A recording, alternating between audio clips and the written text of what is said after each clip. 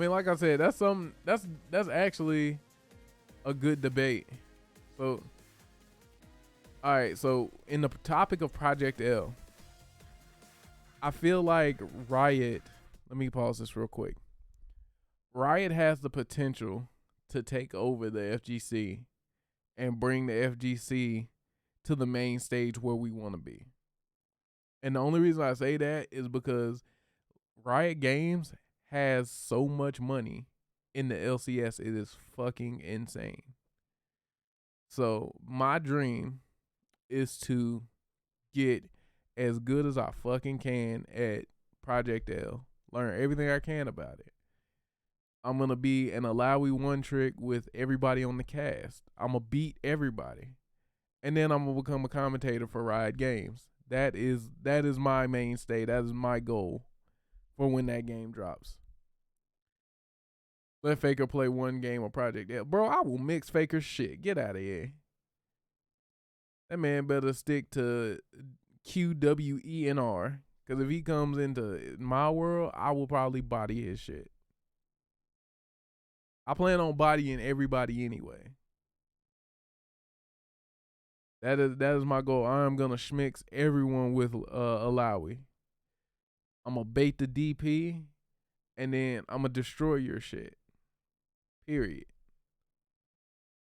Very, very big words. I'm being 100% real.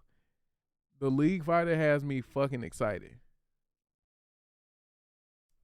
I feel like Double Lift's Akuma was probably at least gold. I'll give him fucking gold, platinum maybe. Like ultra gold, platinum. Because he did win that one tournament where the league, where they had to play like Street Fighter or something like that.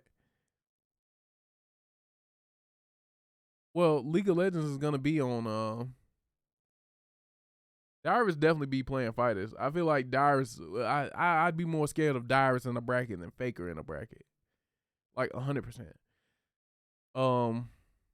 Project isn't There's a League of Legends game on Xbox on Game Pass. Something of League is on Game Pass, so we're already almost there.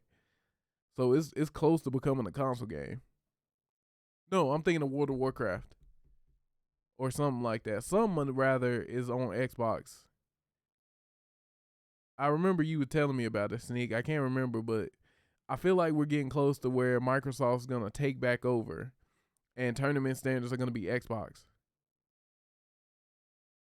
League is on Game Pass for PC. Oh, okay. That's so. Why put it on Game Pass when you could have its own fucking launcher? It unlocks every character. That's actually ridiculous. I might download it on Game Pass just to have every character, even though I've bought every character over the past 10 years. Same for Valorant. Okay. But yeah, I feel like Xbox is about to take back over. But yeah, when Project L comes out, I feel like that's what the FGC needs. The FGC needs a big name like Riot to get out there, because we're a niche group. I heard Brian F say this. We're a niche group of. Let me turn the face for this. We're a niche group of individuals that break ourselves up into an even more of a niche group of individuals, because it's like fighting game as a whole, Street Fighter players, Melty Bud players, Skullgirls players, them fighting herd players, like we're all divided so much that it's insane. And there's no way for any one group to grow. Street Fighter was on ESPN. That's probably the biggest we're gonna get. Evo was on ESPN for Street Fighter, and that's probably as big as we're gonna get, having a TV slot like that at a certain time, having random people tune in. That's as big as we're gonna get. Riot has the ability to take us further than that, I feel, because they have the resources, they have the production, they have the following. Like, even if like 10% of the millions of players that play League of Legends download Project L for free and be like, I wonder what fighting games are, like they have the power to push the esports scene of the FGC more, and people just need to come to accept that grassroots probably aren't going to be a thing anymore. Like esport, like we want the big money, but we don't want to cater to the big money productions and stuff like that. And I feel like that's what we're gonna now have to do if we want to get to that next level. If we want to see freaking highlights of the last Project L tournament or the last Street Fighter tournament on ESPN, if we want to have esports analysts like Tasty Steve and Vicious on ESPN, ESPN2, breaking down a video game, like that's where that's where we want the future. But it's not gonna get there unless we take our head out of our asses and accept that Project L and shit, accept that Riot wants to push us there, because it's totally possible. I know I sound crazy right now, but I feel like I'm making a valid point. But yeah, yo, what up, Toga? How you been, bro? I don't have a beta key. I've just been watching old matches. Sorry about that tangent I just went on, but I feel like that was needed. I feel like people in the FGC need to hear that, but I feel like I'm talking crazy when I say shit like that. It's like I want to see a network that's dedicated to nothing but esports. Like fucking, we got so much like football and other real sports. Why can't esports have their own fucking network that just covers tournaments that happen and give highlights on tournaments like what ESPN does? They will employ arcs and stuff to give us free fighting games. I mean, we're already getting Multiverses was the first step of us getting free to play fighting games. To be honest, to be 100% real with you, we owe Killer Instinct an apology, because Killer Instinct was the first one to do it. Because when they came out on Game Pass, you could get the free version, and then every week they gave you a rotation of characters. They were the first one to have the blueprint to say, hey, if you don't want to buy this game all the way, then like, if you don't want to buy this game, oh yeah, Brawlhalla. I forgot about Brawlhalla. Yo, shout out to the Brawlhalla guys who let us use their suite. They were the MVPs of that weekend. Yeah, even Brawlhalla. Like, Brawlhalla's way bigger. Brawlhalla has so many like $100,000 pot bonuses and stuff like that. And it's like that shit is unheard of. Like nobody, like there are people winning bags in Brawlhalla right now. And like whenever they're streaming on YouTube or on Twitch, they have a mad count of viewers. They don't have to rely on crowdfunding like we do. Like they have a dedicated community and sponsors and people and producers pouring money into them, and it's yielding results. That's why I feel like the FGC is just lagging at, like, we don't have like a big corporation pouring money into us, or we don't have the, like, we're just so niche. Like Street Fighter, Marvel, all that is so niche that like we don't have a big brand to like pour into us. But like I said, everybody owes KI an apology. Like my statement still stands on that. They were the first ones to implement the free fighting game. Like if you want to talk about it, if you want to have that conversation, like they were on Game Pass giving the game away for the free, and if you wanted to buy the game, you could buy the game like outright, or just buy the characters you wanted to play or the characters that you liked, and that's all you had to buy. And they had the best online system where your rig had to hit a certain threshold. That you had to hit a certain threshold with your PC to even get online. Like it blocked you from getting online unless you had a good enough rig or you ran it at the recommended settings. See, it's more of a friend hangout while other genres are strict. Yeah, the FGC is definitely a casual friend hangout, where you can come talk shit. But it's like, we're like when old girl said the FGC was broke, she was right. We broke. We ain't got no money. We ain't got no money coming in over here. But we do have people who are actively in the community trying to bring more awareness, trying to bring more money to it. And it's like, it's like, she wasn't calling like you a brokey or me a brokey. She was saying us as a community are broke because we can't find the big sponsor to give to us to put us in more spaces like the LCSs and the freaking the Call of Duties and the freaking Valorants and the Counter Strikes. Like we want to make it to those stages. We want to make it to have that amount of money, like where we're playing for fucking half a mil or playing for a mil. Like, we want to have those high stakes, high rolling tournaments, and like we want to be a part of those big conversations, but we still act like we're better than everybody when like we're not. It's like we're all right. I love the fighting game community. Like, been in it since 2011. I love it. I quit Smash for it. Like, I used to be a smasher. I was an ass smasher. I ain't even gonna hold you. I was terrible. I was just known as my friend's plus one, and then he was getting PR'd and I wasn't.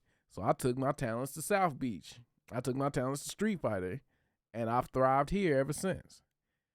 Ain't nothing wrong with it. I can still play Smash. I can still bust ass in Smash, but I'm not the best in it. And Smash, hell, it's fucked up that Smash lost their like Smash World Tour was a tragedy.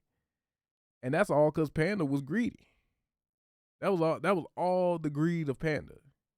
Like, I've read all the stories, read all the testimonies. It's like, I just hope the FGC keeps getting that friendly feeling, though, if it gets to that point. A lot of people in my community, a lot of people that I know in my community would rather people go back to beefing and hating each other and like drama.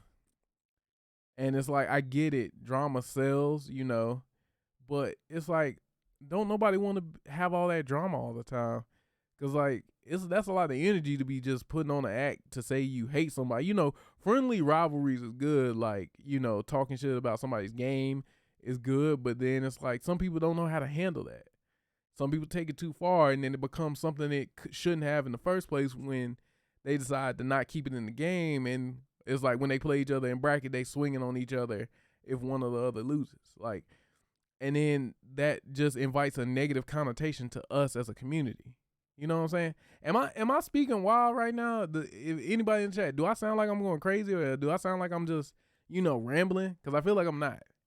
But I want somebody to keep me honest here in the chat. Just, let me know if anything I'm saying is like wild. Like it's like we're cool to keep it friendly, and like we can keep moving up we can move up by like being friendly, but a lot of people in the FGC want to take it back to the days where it was nothing but drama, and somebody got clipped and put on Base Monster, and because remember, if you are OG in the scene, you know what Base Monster is. Base Monster had all the freaking drama content, and he was there quick with anything that happened. But it's like we're not at that point no more. It's like those days are gone. Those days are gone. And so now, like, it's time for the FGC to grow up and get into a corporate standpoint and make money and bring money to the community. Because, like, I would love to see Yipes on ESPN analyzing. I would love to see F Word on ESPN analyzing gameplay. I would love to see Tasty, Vicious, all them making bread. I want to be up there making bread too. And I want to do it for the love of the game that I have. And I'm pretty sure they want to too, but we need, like, Project L is a necessity for the community to grow. And I feel like it's the step in the right direction. That's all I'm getting at.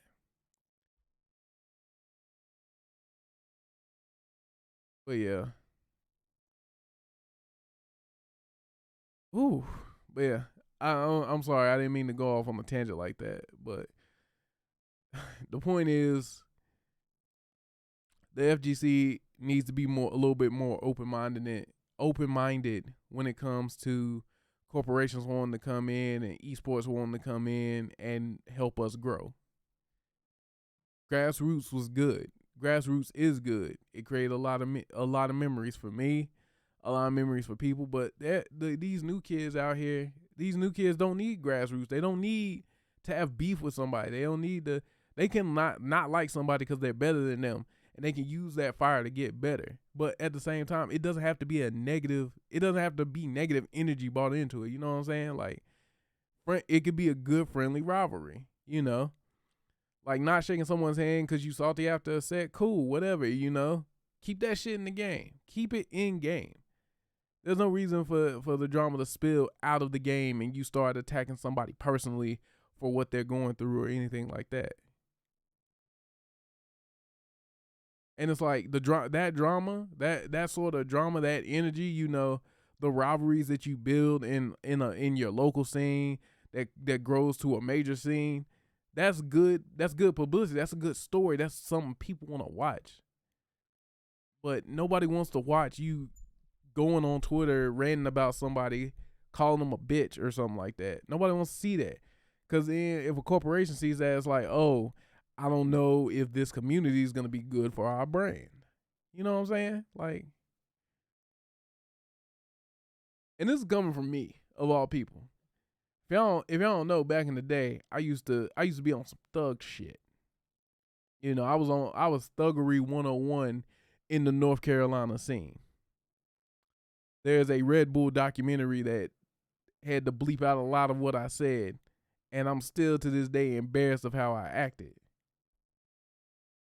Oh no, yeah, it was me. It was me. I was bad. I was a shit talker. I was beating ass, like I was beating dudes' ass in the game, and then I started talking shit, dropping M-bombs. I was told specifically not to drop M-bombs, and I started dropping M-bombs. And like all that footage just gone. Most of it, anyway. I have never watched that freaking Red Bull reality show since this day, because I refuse to see how I looked back then, because it was nasty. It was a nasty time. And like, it was not good for the community. It was not good for growth in the community. It did not show the community in a light to where I now would like to see the community grow. I want to see the good community grow positively. Again, it's good to have friendly rivalries and banter, but you know, you gotta have a limit to it. You gotta know when. All right, it's like, you know, I can't just straight up call this dude a asshole and a bitch and stuff on Twitter and expect me to go on a company's email the next day wanting to be sponsored for the content that I make in the fighting game community, and then they look and pull up this video or pull up these tweets and see me wilding. Like, that's not good for brand. That's not good for a brand. You know? I ain't mean to take y'all to church here tonight, man. I just wanted to play some Street Fighter 5, but I also wanted to just, you know, talk about the how I want the community to grow, because I love the community. Community's been in my life for 10 plus years. I've met some lifelong brothers in this community. I've met some wonderful people in this community. And what it gave me 10 years ago, a kid from a small town who didn't know what a fucking frame trap was, like, I just want the community to give that back to a kid who's going through something right now, or who doesn't really have too many friends right now, or, you know, a kid who loves video games, like, but doesn't really have the means to really travel and do that. I want them to experience the same things I experienced through my 10 years. And that's what I want the community to do. That's the community I've known and I've loved. That's what I've seen it